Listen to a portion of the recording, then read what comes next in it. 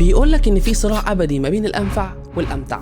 يلا بينا. بص يا صديقي العزيز، حياتنا كلها بتدور حوالين حاجتين اتنين بس، وهي الانفع والامتع. الانفع والامتع عاملين بالظبط زي الصديق اللي بيأخرك لورا والصديق اللي بيسحبك لقدام. بص يا صديقي العزيز، الامتع هو انك تخلص شغلك، تروح ترتاح، تنزل على القهوه، تسهر وتفصل دماغك. اما الانفع هو انك تخلص شغلك وتروح ترتاح، تفصل دماغك شويه وتدور لك على كورس يطور مهاراتك. الامتع هو انك تستهلك قواك العقليه في سكرول لا نهائي على السوشيال ميديا وتقوم الصبح مهدود وتروح الشغل وانت قرفان. اما الانفع هو انك تستخدم كل حاجه بحساب وتقسم وقتك وتاخد دايما الجانب المفيد من كل حاجه بتستخدمها في حياتك. الامتع انك كمونتير تفضل شغال بنفس طريقتك القديمه وتقص وتلزق وتريح دماغك. اما الانفع ان يبقى دايما عينك على التطورات الجديده والتحديثات اللي بتنزل في البرامج اللي انت بتستخدمها في المونتاج، وانك تعرف ازاي تستخدم الذكاء الاصطناعي علشان تسرع انتاجيتك في شغلك. الامتع في التصوير انك تمسك الكاميرا وتصور اي كادر والسلام. اما الانفع انك تتعب شويه وتوزع اضاءتك صح وتعرف الفرق بين الكي لايت والريم لايت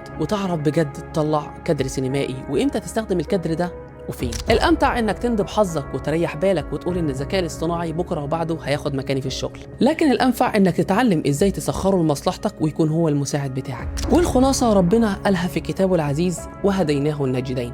الطريقين قدامك، اختار انت. ولو عايز تدمج ما بين الانفع والامتع يبقى اتبعني عشان نستنفع بالمعلومه سوا ونستمتع بالدردشه. ومن موقعي هذا احب اقول لك ان احنا بنساعدك ان انت تبني براند لنفسك او تعمل ماركتنج لشغلك من اول الفكره للسكريبت للتصوير والمونتاج للانطلاق على السوشيال ميديا.